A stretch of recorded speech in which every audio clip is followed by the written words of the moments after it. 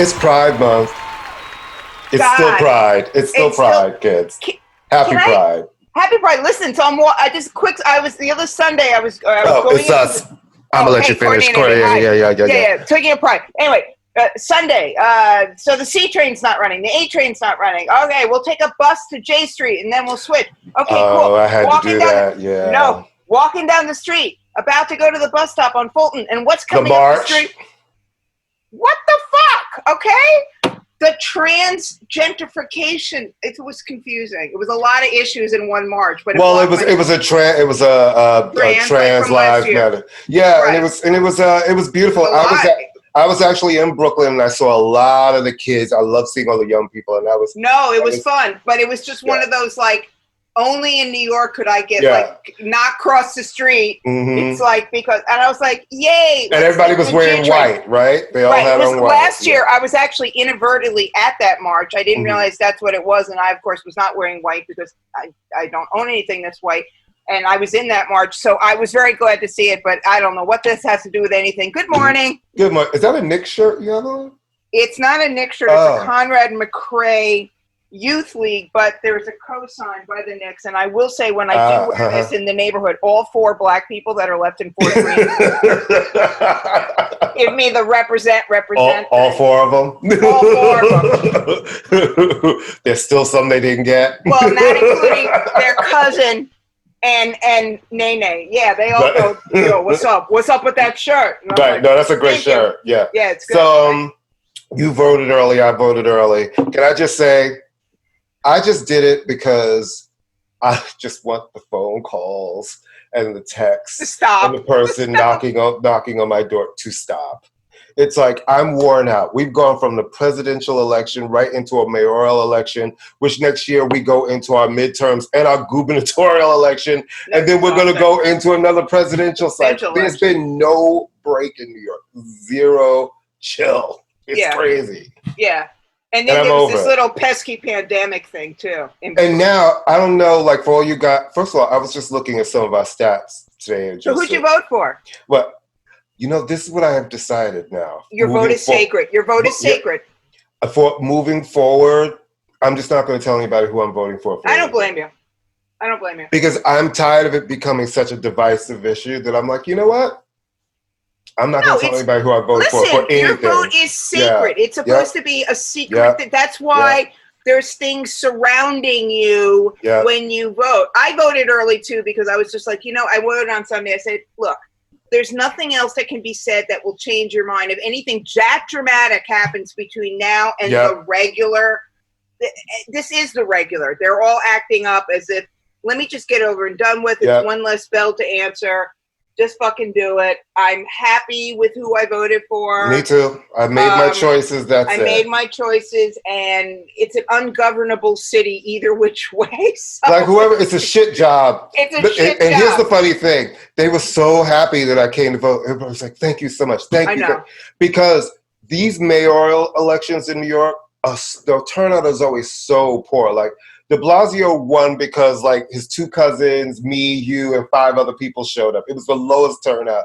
And I feel like people have such a burnout, and coming out of this pandemic that's not over, but everybody's acting like it's over, I think we're going to have another low turnout. No, I don't think it is, because this year we're electing a new mayor. We were just re-electing him the last time. Yeah, but there's no real competition.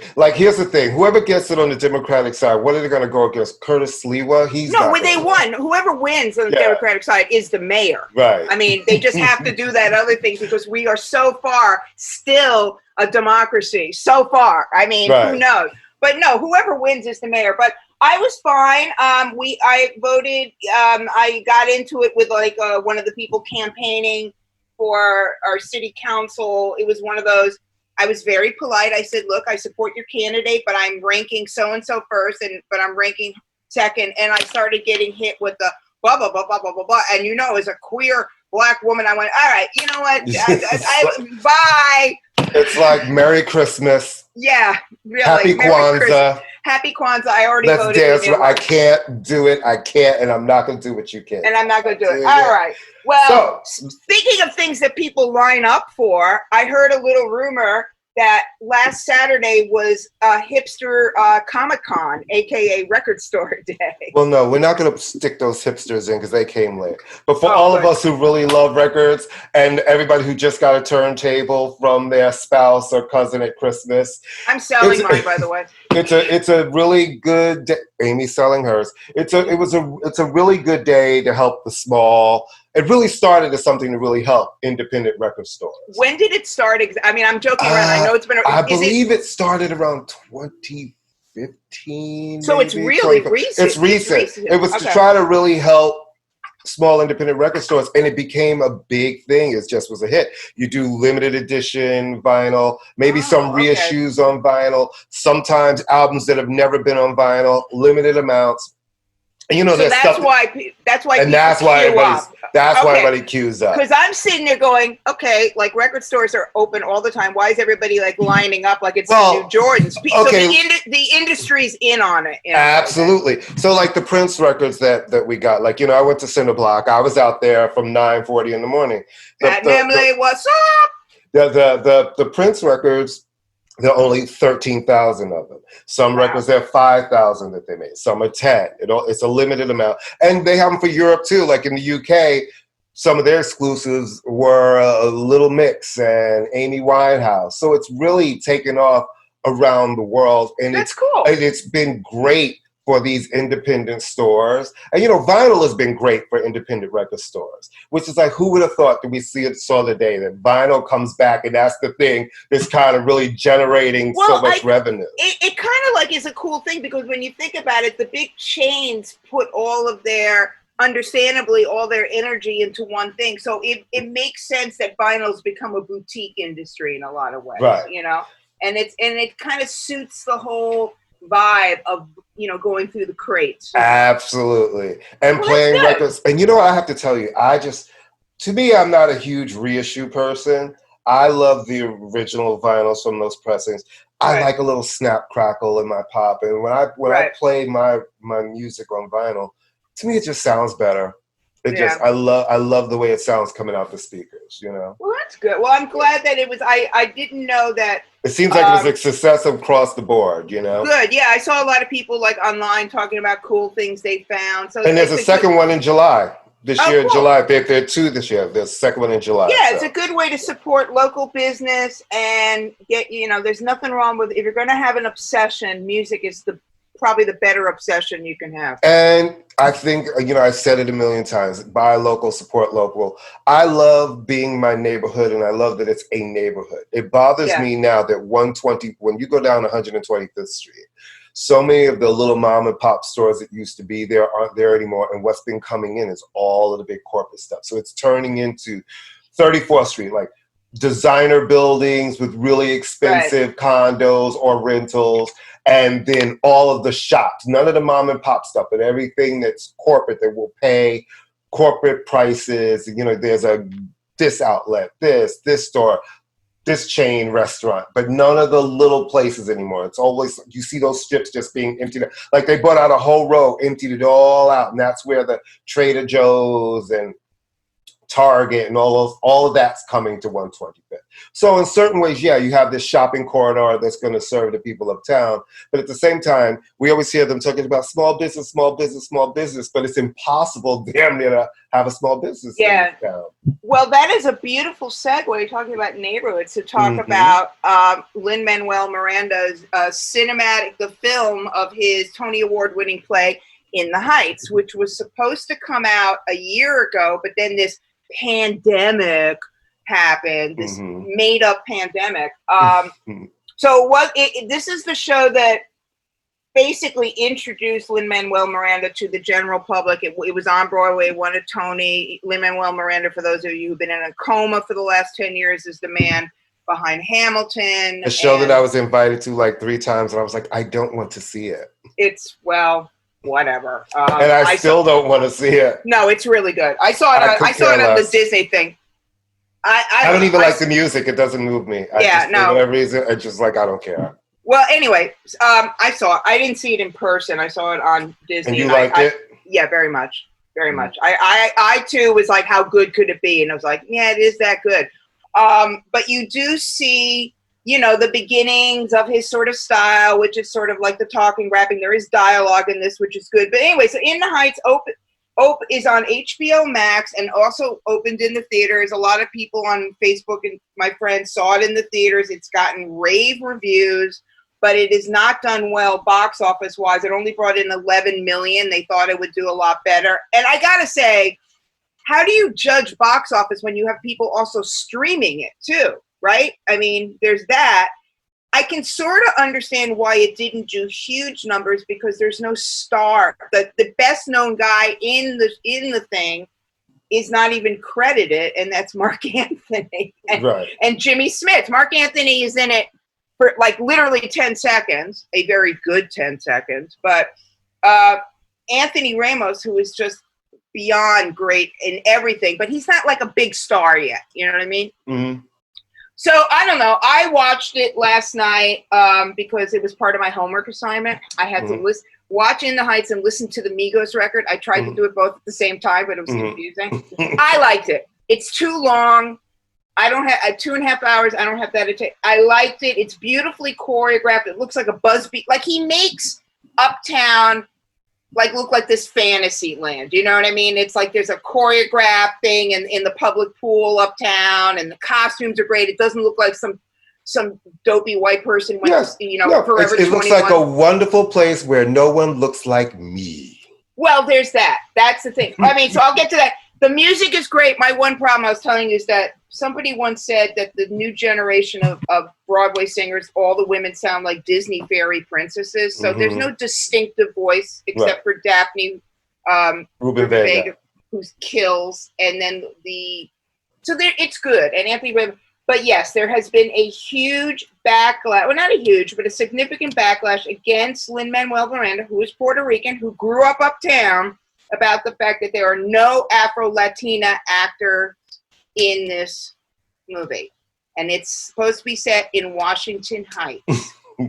which is up the street from me, right up there. Which, for those of you playing the at-home version, is a neighborhood. There's a lot of people that look like me. Yes, it's a predominantly they're not African American, but they look like me. They are Hispanic, they are Latino, they are Puerto Rican, they are Dominican, but they are dark skinned. There's not anyway.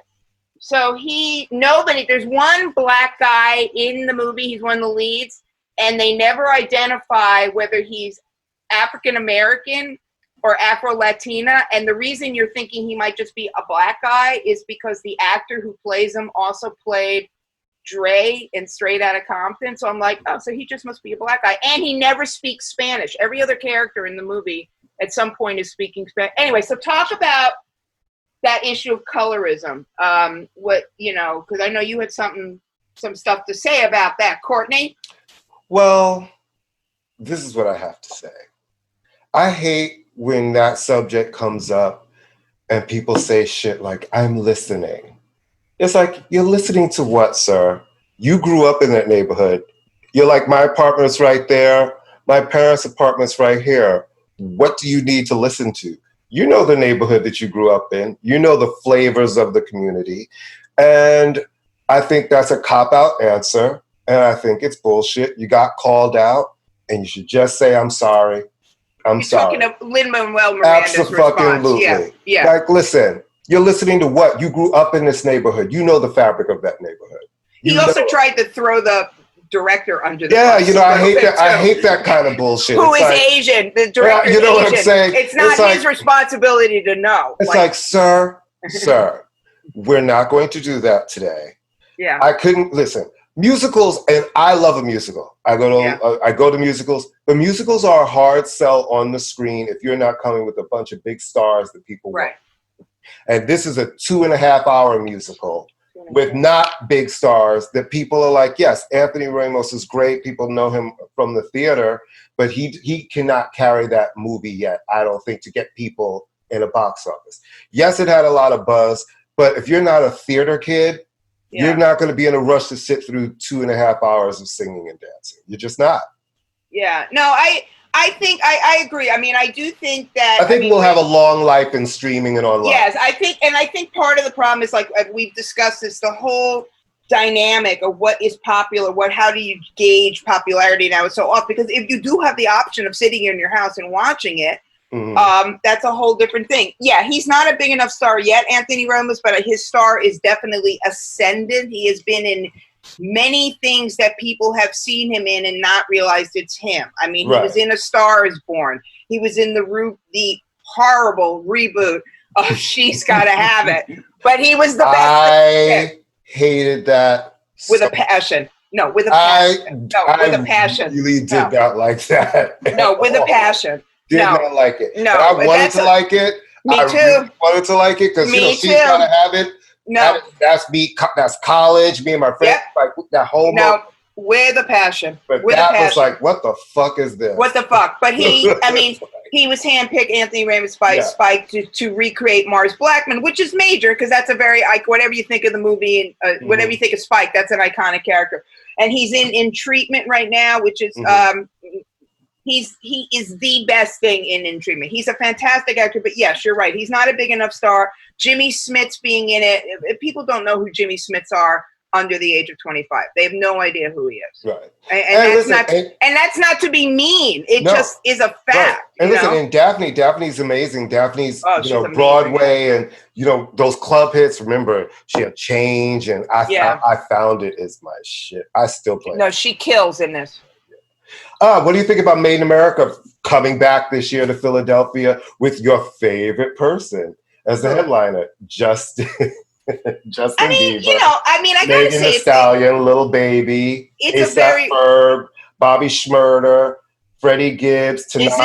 Is this Bobby Shmurda's first gig since being released?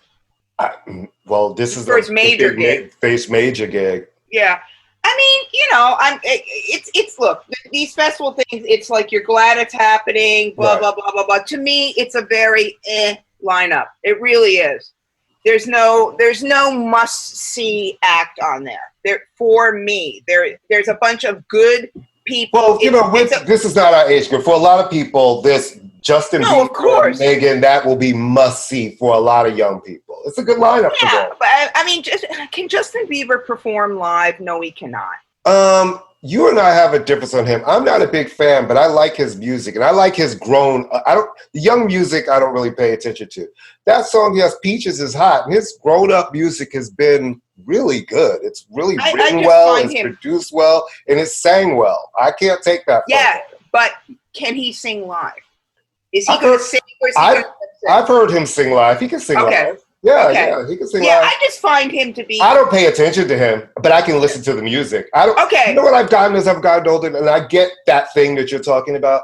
I just don't pay attention to the other shit anymore because it's all so young and it's not for me. Oh no, it's totally not for me. And so, I don't follow, and I don't really follow any celebrities really on IG or anything other than Kylie Minogue and Grace Jones because Yeah, but that's beyond celebrity. Yes, that's not celebrity. Yes, but it's like for me, I just come to now a place where I can just listen to the music, especially because his music to me does not sound like little kiddie music. He's making good songs. No, I'm not talking about his image. I just find I've always found him to be a little too needy for my liking. Mm-hmm. He wants to so much. He's so desperate for approval all the time. He was a kid. They were kids, He's not a kid anymore. No, but I think that it's less that. Yeah, I just find him. I mean, look, he's not for me. Yeah. Better him than Chris Brown in that lane. Okay. I like Chris Brown's music. He makes great music. Yeah, but I will not even give Chris Brown a moment of my attention because as far as I'm concerned, Chris Brown is a piece of shit. And you know what? There's a big world out there and I can put my mental energy towards someone who is not a piece of shit. You know what I mean? There's so many people. So better Justin Bieber. He's fine. I like Justin Bieber in small doses. Mm-hmm. In small doses, which is, give me him on a Drake track, give me him on a Khaled track, But I think the lineup, as we said, it's not for us. Megan Thee Stallion has a great single out right now. I think she's proving to be like a sleeper. Like, I don't think people figured she would go more than one or two singles. And I think she's really, I think she's going to escape the best new artist curse for well, sure. I think that she has something to say. Yeah. This is what and this is not, I don't want this to sound shitty. So, but this is really, there's something about exposure and education, because this is a college educated woman, right? Yeah. So she really has something to say, and there's something behind it. And I'm not saying you have to go to college to have something to say and have an opinion and have it strong, but there is something, and because I'm an advocate, especially to young people. I think you know, especially being in certain industries, that education will really help you, because the entertainment part of your job is about 45%.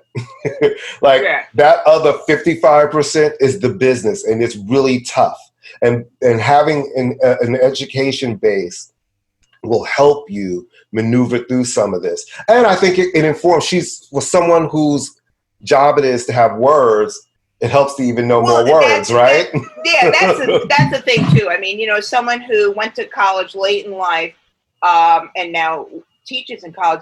One of the things that I love the most about college is that exposure. It's exposure. Mm. So, back in the day, it used to be rappers or rock stars. They would go to Europe and want to have nachos, and you'd be like, but you're in Italy. They don't have nachos in Italy. Right. Like, why don't you experience what's going on here? I remember interviewing Jay-Z a million years ago, and he talked about how being in another country, even though he was living way larger than we would in another country, like you're suddenly like, and this sounds so crazy, he was like, they have mosquitoes in other countries. Right. Yes, they have mosquitoes in other countries. Right. But you need that exposure. So I think the reason that you're right, that she's going to have maybe a longevity, is that even though she's raunchy and all that stuff, she has, Cardi's like that too. Cardi B's like that too. She has something going on up here other than fuck me, suck me going on. Yeah.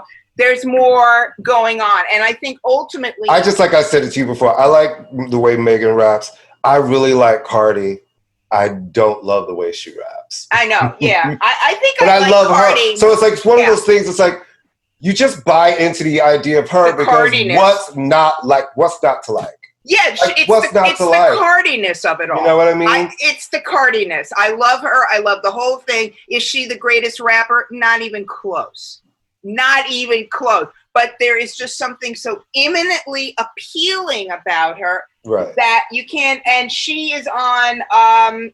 Speaking of Cardi, she's on the new Migos record, right? There's she's with the husband to help the husband's career, because you want to talk about Migos now, or do you want to just mention? No, because they're going to our new music. Let's go into our girls, because this moment. All right, I'm going to go out for a cup of coffee. It is 25 years of spice. And that's it's Wannabe's 25th anniversary. It is 25 years of spice. And they are coming out with a new Wannabe picture disc EP with 4 tracks, including, I have those tracks that are on there, but including the Junior Vasquez remix. I actually have that on vinyl, but including an unreleased track that was recorded during that time period. So of course I've already, I'm like, I need that in my life, because it's the Spice Girls. But it's really interesting to me how the Spice Girls' real grasp on the music industry was under 5 years in total, from start to finish. But to have that kind of an impact on the world still 25 years later, people still want tours, people still want things from these women, shows you the power of music, the power of pop music. If you hit at the right time, I mean, it was just, there was nothing spectacular, right? Like about this group of women. They put them together. The press gave them those names. The song comes, it hits all over the world, but they kind of hit lightning in a bottle, the way they sparked that girl power with girls, and it stuck with little girls. Well, it was great marketing. Yeah, it's great marketing. Great marketing. I mean, and this is not to take away from them, but they came fully form because song for song, yeah, TLC had the better material. absolutely, I mean, image-wise, TLC, but the Spice Girls from everyone, and I love the Spice Girls songs. They're great songs. No, they are, but I'm saying that Adele has very humorously when she did carpool karaoke, like, this is not ironic. If you were a little girl, if you were 13, 14 years old, and those girls were in front of you, you had someone you could glom onto. You're like, true. Oh, I'm sort of like this. There's the tomboy. There's the black girl. She has curly hair like me. And there's Victoria, who's giving you very posh. And then, Ginger, my girl. I was always a sporty person. Sporty's my favorite. Yeah, sporty. That's Mel C. I love Mel C. I love her. But I'm just happy. It really was a moment in time. I've seen them in concert twice. I saw them when they came for the Spice World Tour the first time. I saw them when they came back in, I believe it was like 09 or whatever year that was, the return of the Spice Girls. And when I was working at Columbia, when I was a young assistant, you never got to, and I was in video promotion. That was our wheelhouse, the MTV Awards. I would always have to do, the assistant shit, like travel for the artists and their whole team. And oh my God, when Ricky Martin was doing it, and I was working with that, and I was at that point not the assistant, but still it was 50 people traveling from all over the world. That was crazy. Anyway, I digress. My first time getting actual tickets to the show from my bosses, I was so happy. It was the year that the Spice Girls performed on the MTV Awards. So I got to see them the first time around with the 5 of them, and they did Say You'll Be There. And I was sitting in the audience. I was sitting a couple of rows behind, dying the entire time, just staring at their heads like, oh my God, there's Victoria. Oh my God, there's Mel C. And I just love that music is held up as great pop songs. And they had an image that never really flipped and changed. It was like everybody had their role, and that stuck. And I think it was for little girls, like you said, because each one could look at somebody and identify with go, I could be this one. And it kind of buys into the subject that you and I want to talk about, how some people feel that like with the new Lorde coming out, and we love it. Now she's happy Lorde, right? Well, I don't love that single. I love the song. I don't love it. Oh, I love hate it. it. I don't hate it, but I don't love it. To me, it makes me feel like skipping in summer. It makes me want to be on my bike, playing it really loud, riding down the street while on a hot day. I think it's a good song. It's an introduction to something else. I don't. But anyway, we were talking about the fact it's a very different image for Lorde. And a lot of the women looking at Lorde, and I don't want to say I hate the song, I just don't love it. I hear there's so many influences. I hope Tribe is getting a check for her sample. That's all I got to say on that. No one's not clearing a sample. See, I don't have a problem with that kind of stuff because Tribe sample. No. She doesn't sample them. She quotes a lyric. Yeah, but still, when you do that, that's the same thing. Someone's getting. I was saying it sort of somewhat facetiously, but I feel like I don't have a problem. I thought you would love this song. It's so happy, breezy. I don't not love it. I just don't. It hasn't grabbed me. I feel like it's 2 songs in one. What I think is interesting is the Lorde song and Billie Eilish's New Direction. People mainly men, seem to be more bent out of shape than women who started in the industry when they were teenagers seem to be, and Lorde even younger than Billie Eilish, and Lorde not working with her big brother who helped protect her in a way.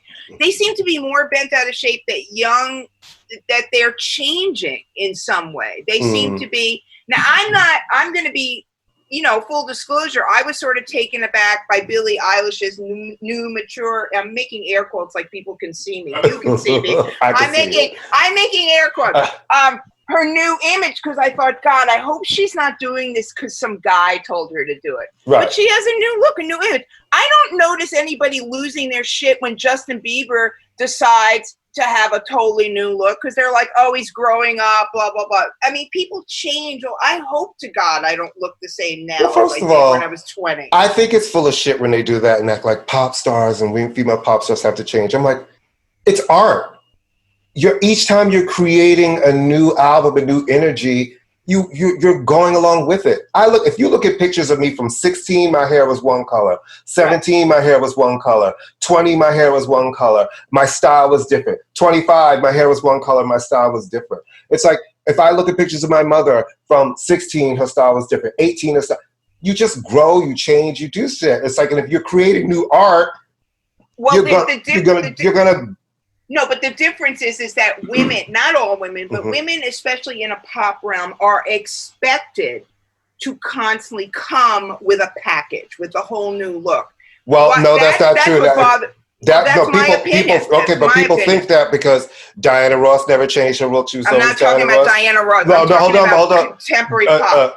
Okay, Beyonce's never changed her look. She's always Beyonce. What?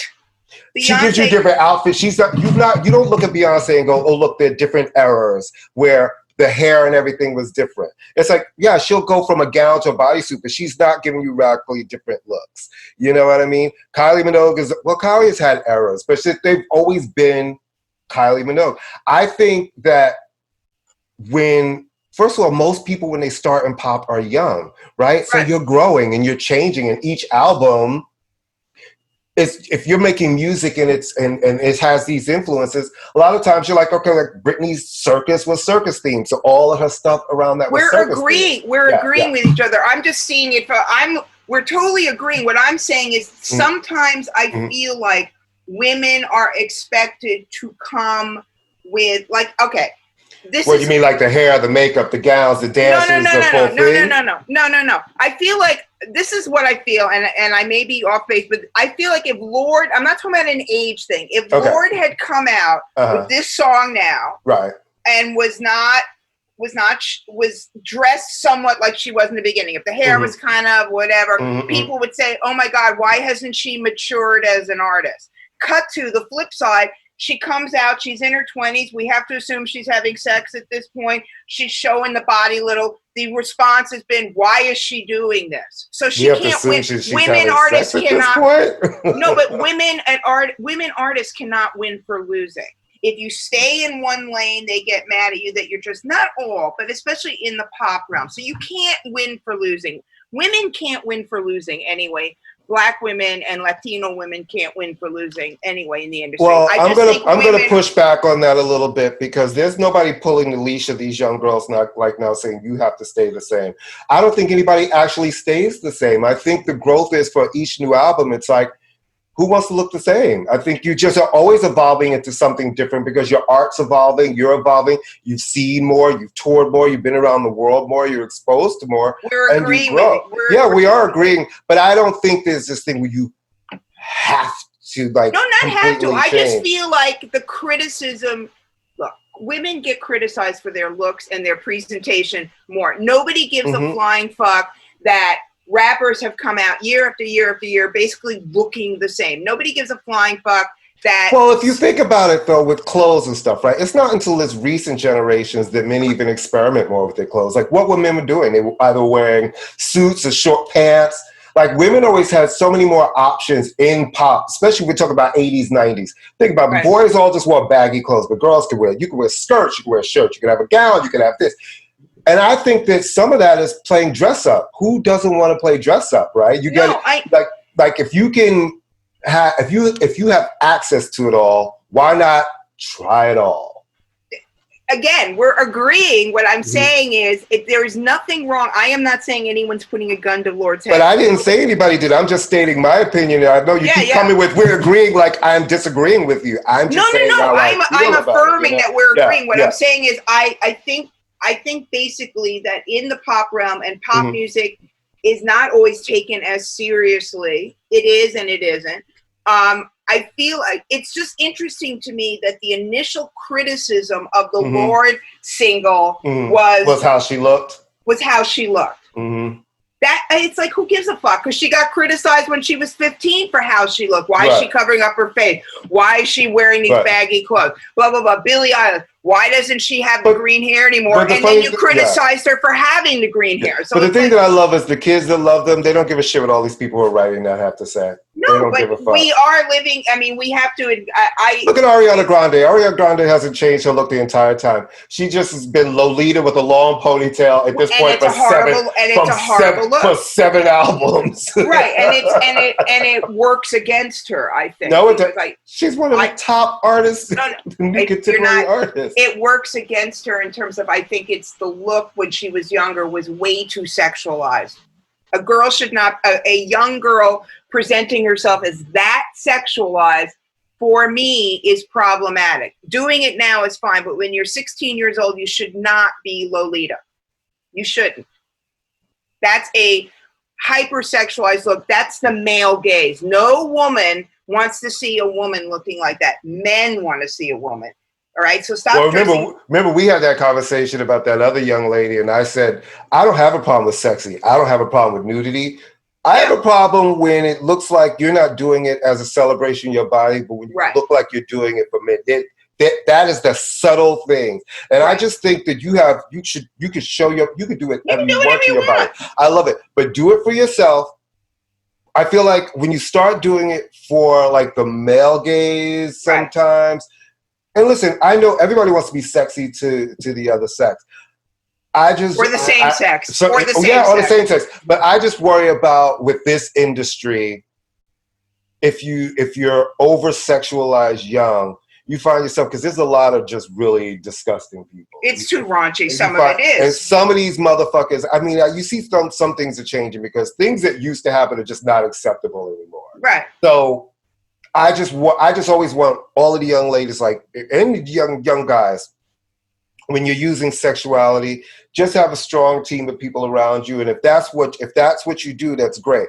But you need to have a strong team of people around you so that people don't just start treating you like that, because people see that as real life. Well, and then your talent, then all of a sudden your talent is secondary. Yeah. And neither one. It's just really interesting to me, and I say this as someone who is definitely getting older and whatever. It's always interesting. It's a different industry, but it's always interesting to me that when people talk about Frances McDormand, the actress Frances McDormand, who's a brilliant actress, their first comment is on her looks, on the way she doesn't wear makeup, and or Jamie Lee Curtis, she doesn't wear high heels to things. So I have nothing against Ariana Grande other than the fact I literally have had no idea what the woman is singing about, because she literally is like mush mouth and pumpkin puss. I have no idea what she is saying.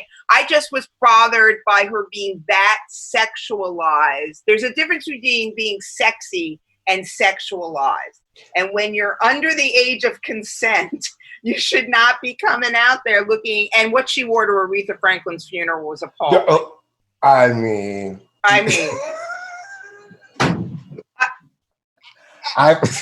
that was one of the great jaw-dropping, like, when she came out there, I was like, she wore this like literally. It wasn't like a black t-shirt. It was like a black cocktail dress. Yeah, that was so short, and the best part was Jesse Jackson sitting behind her and Bill Clinton kind of trying to look, and I was like, honey, you're at a funeral. I just remember thinking, oh my God. So you went through your closet, and that's what you're coming to sing at Aretha Franklin's funeral. You're invited. You're invited by Aretha's family. You thought to yourself, you know which gown? No, not that gown. No, not that.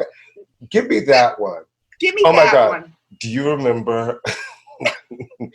I'm going to an Italian. It's like, give me the I'm going to an Italian wedding outfit. It was that was one of those. That funeral had so many. That was a mess. That was one of the great moments of like, really, Ariana, you're the only white person at this thing and you're going to literally show your ass like that? Like, come on, Was it Aretha's funeral or was it Whitney Houston's funeral that Alicia Keys got on the piano and was just singing, and it was like, what? Well, if it was Alicia on the piano, she was very loud and very flat. It was really it was probably Whitney. It would have been Whitney or Michael, and she wasn't invited to Michael, so it was probably Whitney.